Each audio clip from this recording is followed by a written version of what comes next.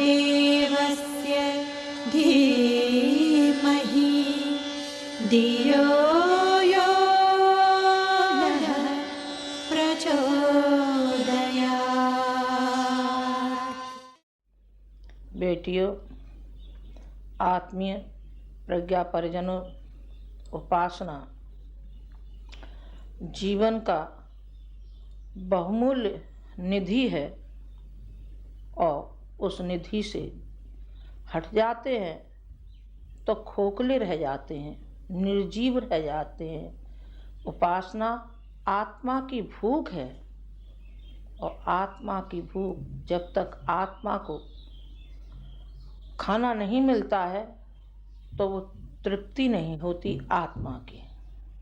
दिमाग की भूख बौद्धिक भूख होती है और आत्मा की जो भूख होती है वो उपासना होती है। और उपासना होती है वो तो जो भगवान के पास बैठना, समीपता, बड़े व्यक्ति के समीप बैठते हैं तो वही छाया हमारे ऊपर पड़ती है और हमारा भी उतना ही महत्व हो जाता है जितना कि बड़े व्यक्ति का होता है, प्रधानमंत्री का होता है और राष्ट्रपति का होता है। जो उस समय उनके समीप होते हैं तो उतना ही सम्मान उसको मिलता है, उससे कम नहीं मिलता है।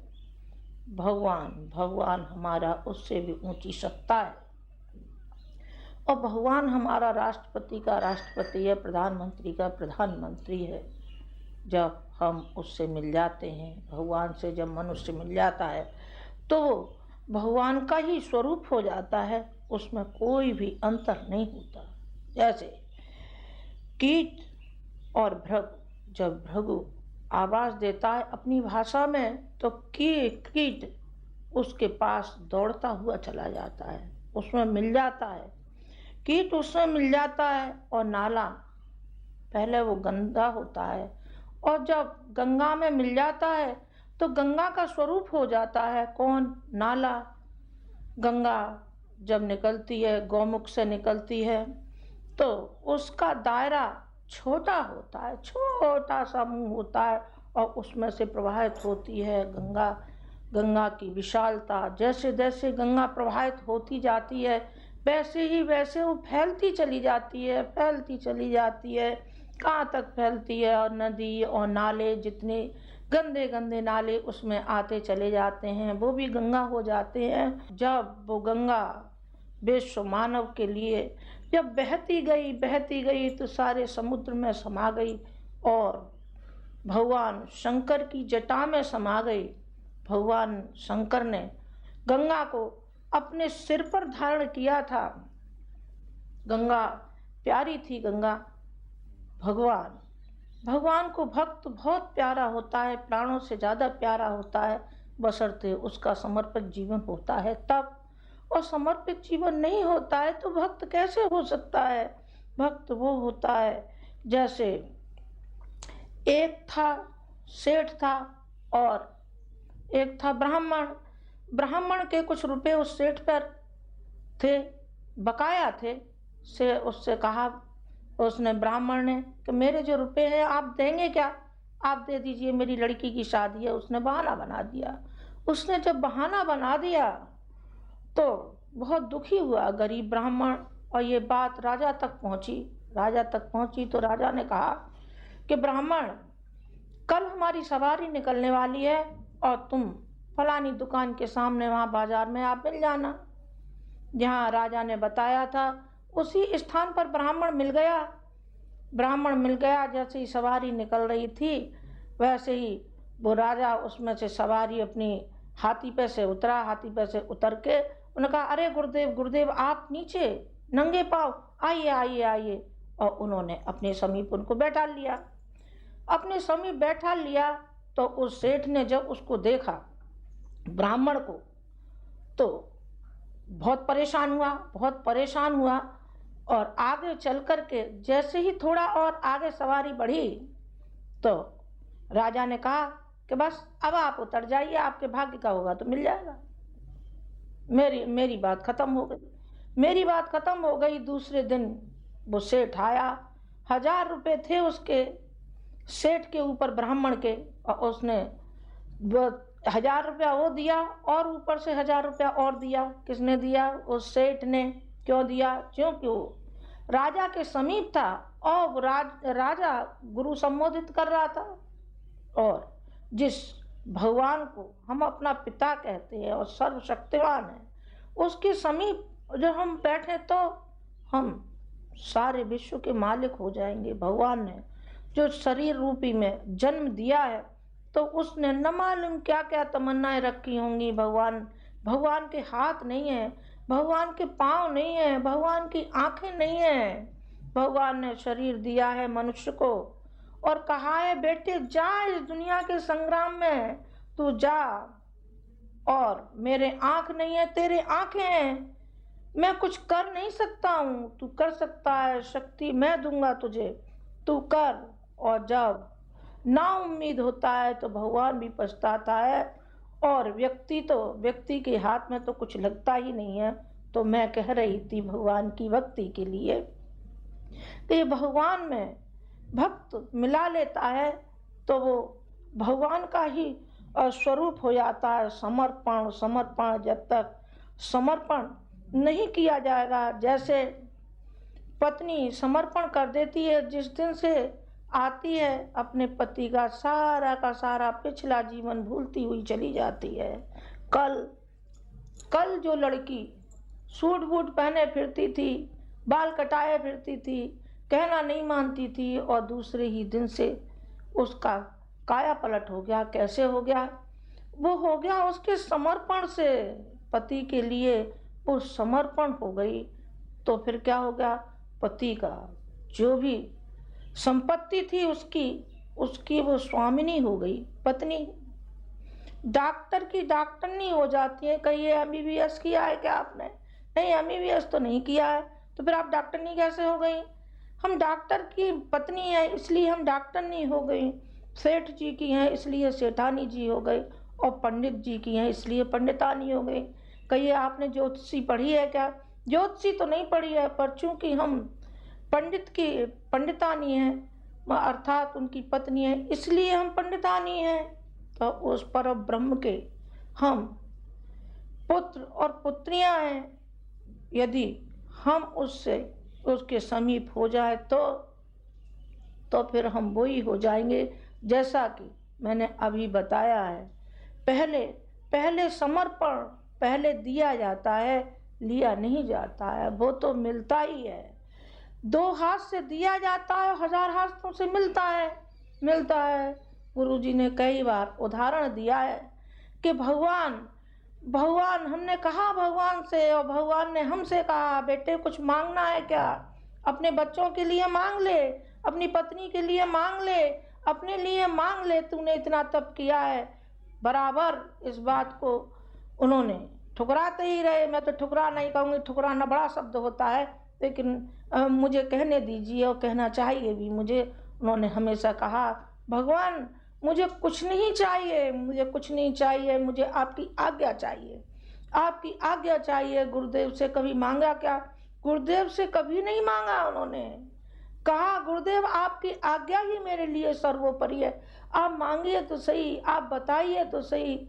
आपने तो मुझे सब कुछ दिया है, मेरे पास जो भी कुछ है सब आपका है, मैं तो आपके लिए समर्पित हूँ। कहा बेटे तू मेरे लिए समर्पित है तो देख मैं बोल नहीं सकता, तेरे अंदर बाणी है, तेरे अंदर हाथ है, तेरी अकल है, तेरी आंखें हैं। मुझे चाहिए तेरी अकल और चाहिए तेरे हाथ और चाहिए तेरी आंखें, जिसके द्वारा जो मैं समाज को और राष्ट्र को और सारे विश्व में मैं चाहता हूँ एक हलचल मनुष्य जाति के अंदर, मानव जाति के अंदर, वो मुझे चाहिए। उन्होंने कहा गुरुदेव बस तेरा तुझको सौंपता क्या लागत है मुँह, और मुझे क्या आपत्ति है गुरुदेव, सब कुछ आपका ही है। तो आप नहीं समझते क्या? लाखों गुना, करोड़ों गुना, मैं तो कहूँगी करोड़ों गुना उनका अनुदान बरसता रहा, अभी भी बरसता है। पत्नी के लिए मांगा होता, बच्चों के लिए मांगा होता, अपने लिए मांगा होता तो एक सीमित दायरा होता, एक सीमित होते और जो आज जितना विशालता की ओर बढ़े वो विशालता नहीं होती। जब मनु भगवान गंगा नहाने गए तो गंगा जी में से एक मछली मिली। मछली हाथ पे रख ली और उसे दुलारने लगे तो उन्होंने कहा, भगवान मैं इस दायरे में नहीं रहूंगी, मुझको फैलने दीजिए। उन्होंने कहा कि बेटी मुझे तू बहुत प्यारी लगती है, तू चल कमंडल में बैठ जा। और वो कमंडल में डाल दी मछली और मछली ने कहा, गुरुदेव मेरा दम घुटता है, मैं इसमें नहीं रह सकती। तो उसको तालाब में डाल दिया। तालाब में भी उसने यही कहा, गुरुदेव मैं नहीं रह सकती। तो उन्होंने कहा तालाब में से और समुद्र में डाल दिया तो वो समुद्र में हो गई। कौन हो गई? वो मछली। विशालता भक्त की विशालता बढ़ती जाती है और उसका हृदय एक सरोवर की तरह से, एक समुद्र की तरह से अथाह हो जाता है। पर्वत जैसा वो ऊंचा होता है और समुद्र जैसी उसकी गहराई होती है और गंगा जैसी निर्मलता, स्वच्छता, पवित्रता होती है, उदारता होती है।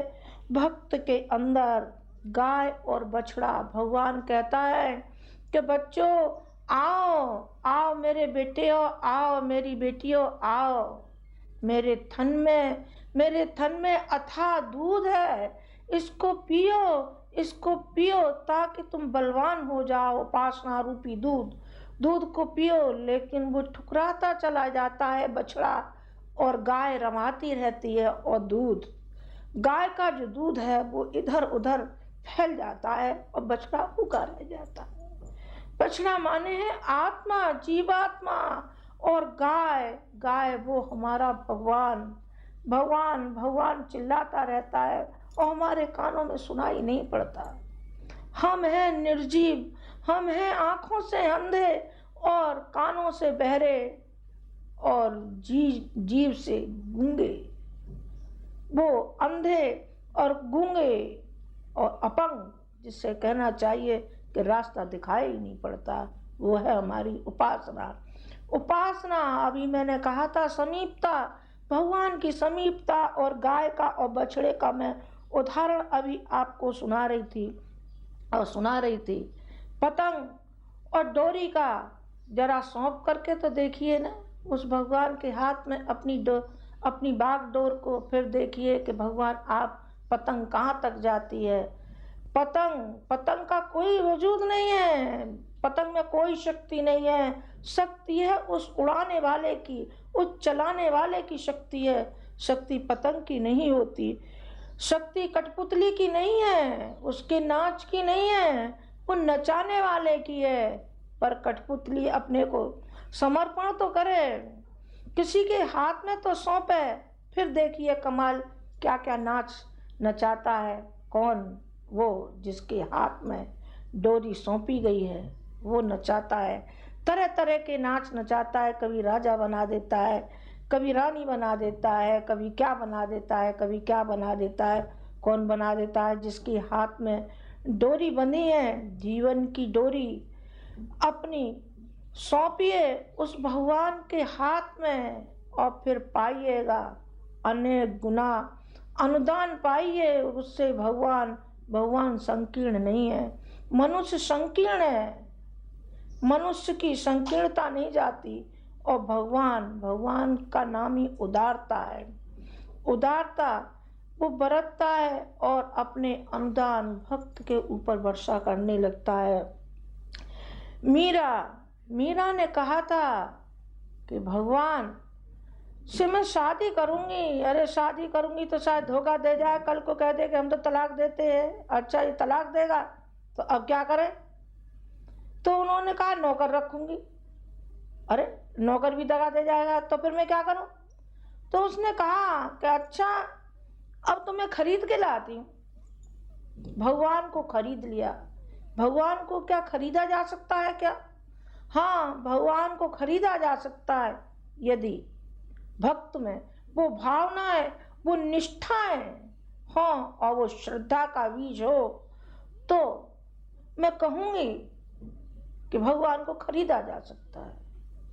गुरुजी ने अपने गुरुजी को खरीद लिया, भगवान को खरीद लिया। वो पायलट की तरीके से चलता है और बॉडीगार्ड की तरीके से चलता है और दाएं और बाएं चलता है। खरीद लिया ना, भगवान को खरीदा जा सकता है। भगवान को किस तरीके से खरीदा जा सकता है? उन्होंने मोल ले लिया। किसने? मीरा ने और द्रौपदी ने जब आर्तनाद से भगवान को पुकारा तो भगवान दौड़ते हुए चले आए और भगवान पर जितना था देते ही गए और दुशासन हारता ही गया, खींचता ही गया। जिस समय गज और ग्राह की लड़ाई हो रही थी जल के भीतर, तो जब जौभर सूण उठी जल ऊपर, तब हरि नाम पुकारा। तब उसने हृदय से भगवान को पुकारा और भगवान दौड़े हुए गज के लिए आ गए। उन्होंने सवारी की परवाह नहीं की, अपने गरुड़ को छोड़ करके आए। उन्होंने कहा मेरे भक्त के ऊपर आपत्ति, और मैं यहाँ सिंहासन पे बैठा हूँ और सवारी पे बैठा हूँ। वो दौड़ते हुए चले आए, गज के लिए, गज की सहायता करने के लिए चले आए। विभीषण और बाली का मालूम है, जब भगवान की समीपता, भगवान के सहयोगी और भगवान के मित्र जब बन गए तो विभीषण को राज्य मिल गया, लंका का राज्य मिल गया। हो सकता था क्या? जब रावण ने भगा दिया तो उसके लिए संभव था क्या? संभव नहीं था, लेकिन भगवान की समीपता थी ना। इसी प्रकार अर्जुन का रथ भगवान कृष्ण ने हाका था, वो बागडोर उन्होंने, कृष्ण ने संभाली थी अर्जुन की। अर्जुन हिम्मत हार रहा था और भगवान कृष्ण ने कहा अर्जुन कायर मत बन, नपुंसक मत बन, तू उठ, खड़ा हो लड़ाई के लिए, कौरवों की लड़ाई। कौरव अर्थात हमारी जो दुर्गुण हमारे अंदर विराजमान है, जो कौरवों के समान युद्ध हो रहा है। पांडव और कौरव आपस में लड़ाई लड़ रहे हैं हमारे अंदर। कौन जीतेगा पांडव, लेकिन पांडवों में हिम्मत हो तो सही, होनी चाहिए और करनी चाहिए। किनको? भक्त को। कौरव कौन है? जो हमारे अंदर जो कषाय कलमश बैठे, आलस और प्रमाद बैठा हुआ है, जो हमको आगे नहीं बढ़ने देता। हमारी श्रद्धा न मालूम कहाँ विलीन हो गई है। फिर से उसी श्रद्धा को उबारना है। जैसे प्रहलाद और ध्रुव ने अपने माँ बाप को छोड़ दिया था और उस भगवान की गोदी को याद किया था, जिसने कि हमको जन्म दिया है, पृथ्वी पर हम आए हैं, वही हमारी गोदी है, वही हमारा पिता है। हम उसकी गोदी में बैठेंगे, इनकी गोदी में बैठने से हमको क्या फायदा? और भगवान की गोदी में बैठे तो आज तक उनका नाम चला आ रहा है। कहते हैं ध्रुव तारा आकाश में चमकता है, ध्रुव तारे के रूप में। ध्रुव का नाम विद्यमान है, अभी तक विद्यमान है और वो रहेगा लाखों वर्षों तक, करोड़ों वर्षों तक रहेगा, क्योंकि वो परब्रह्म भगवान की गोदी में जाकर के बैठ गया। उसने साधारण पिता की गोदी को ठुकरा दिया और असली पिता की गोदी में वो बैठा।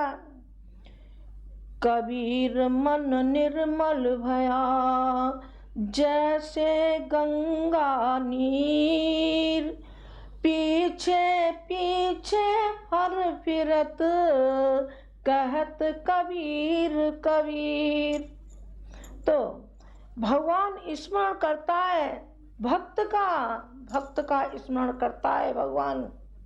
भगवान का स्मरण भक्त नहीं करता, पर करता है कब?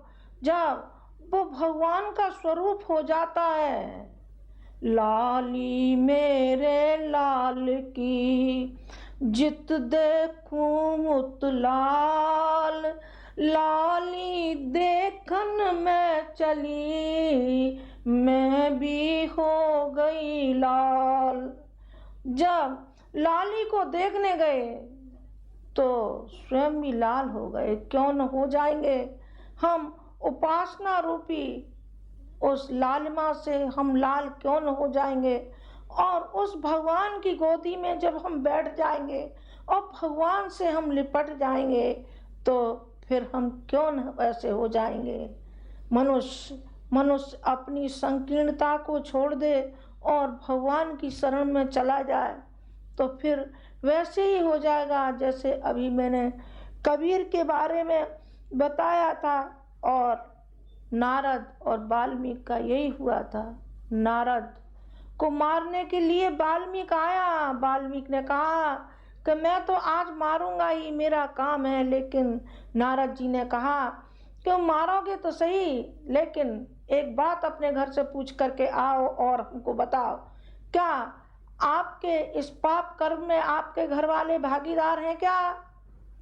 घर में पूछने गए, औरत से पूछा, बेटे से पूछा, माँ से पूछा, सबका उत्तर एक ही था कि हमको तो पोषण के लिए चाहिए, उदर पूर्ति के लिए चाहिए और हमें संपत्ति चाहिए। हमको क्या मतलब है आप कहाँ से लाते हैं, नैतिक कमाते हैं अनैतिक से लाते हैं, हमको कोई हमें सोचने विचारने की शक्ति नहीं है कि हम आपके इसमें सहयोग दें अथवा न दें। हम क्यों देंगे? आपका फर्ज और कर्तव्य है हमारे लिए। लाइए। उन्होंने कहा कि मैं नरक में जाऊंगा तो आप चलेंगे क्या? मैं सजा भुगतूंगा तो आप मेरे साथ सजा भुगतेंगे क्या? उन्होंने कहा कि हम नहीं भुगतेंगे आपके साथ, आप ही जाइए, हमको तो चाहिए, आपका फर्ज और कर्तव्य कहता है। तो नारद वो जो थे वाल्मीकि पहुंचे और नारद जी के चरणों पर गिर पड़े। नारद से कहा, नारद आप सच्चे भगवान के भक्त हैं, जो आप दर दर अलग जगाते फिरते हैं और मैं एक नरक का कीड़ा, नरक में ही रह जाऊंगा क्या? उन्होंने कहा कि बस अब नहीं रहेगा, तेने अपने मन की मलिनता को निकाल दिया, तू धुल गया, तेरी जीवात्मा धुल गई। अब तक वो गर्त में समाई हुई थी। हीरा जब मिट्टी में पड़ा रहता है तो हीरा चमकता नहीं है, वो दब जाता है। और जब हीरे को उस मिट्टी में से निकाल देते हैं तो हीरा चमक जाता है, वास्तविक स्वरूप उसका आ जाता है। भक्त का स्वरूप उस दिन सामने आता है जब वो अपनी अहंता को मिटा देता है, अहम को गला देता है और भगवान को समर्पण हो जाता है।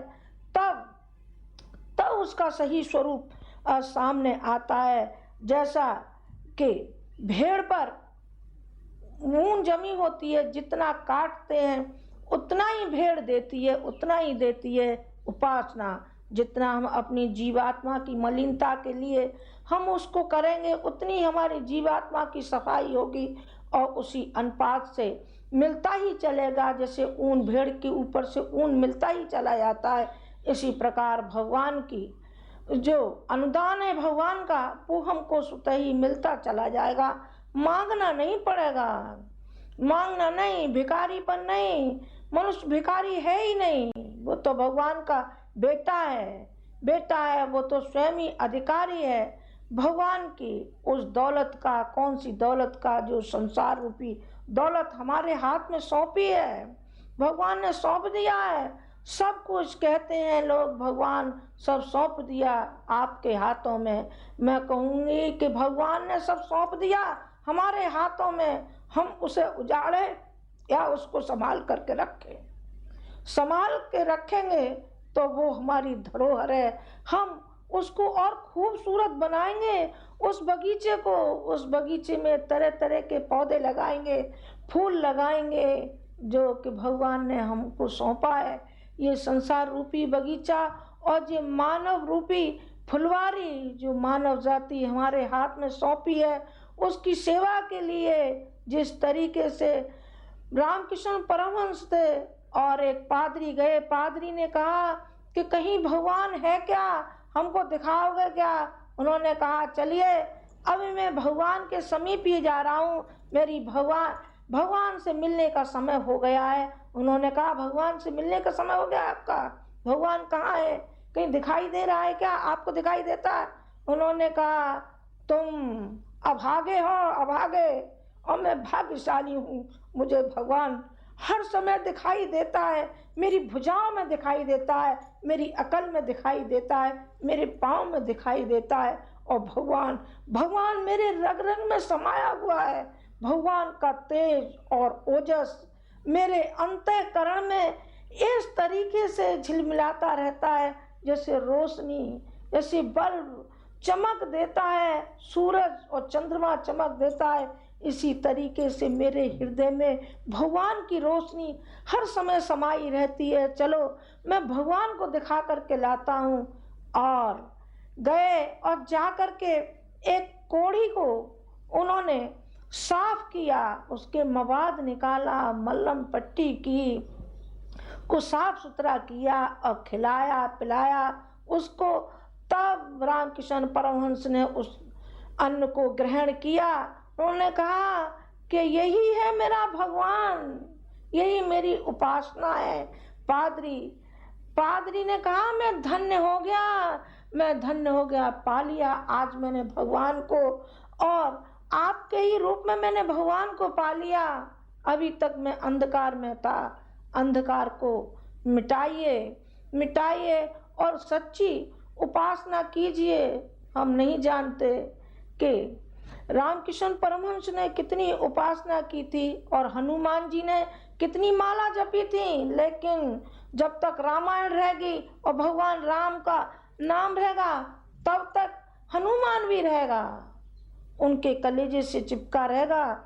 भगवान राम भगवान राम का काम किया था हनुमान ने, साधारण बंदर होते हुए भी, और उसने भाइयों से ज्यादा, बेटों से ज्यादा उसने दर्जा ले लिया। हनुमान ने कैसे ले लिया? अपनी अहंता को मिटा करके ले लिया था। और उपासना जो अभी मैं कह रही थी, सच्चे अर्थों में जो उपासना की जाती है वो इसी तरीके से की जाती है। आशा है कि उपासना का और ध्यान का आप सही स्वरूप समझ गए होंगे।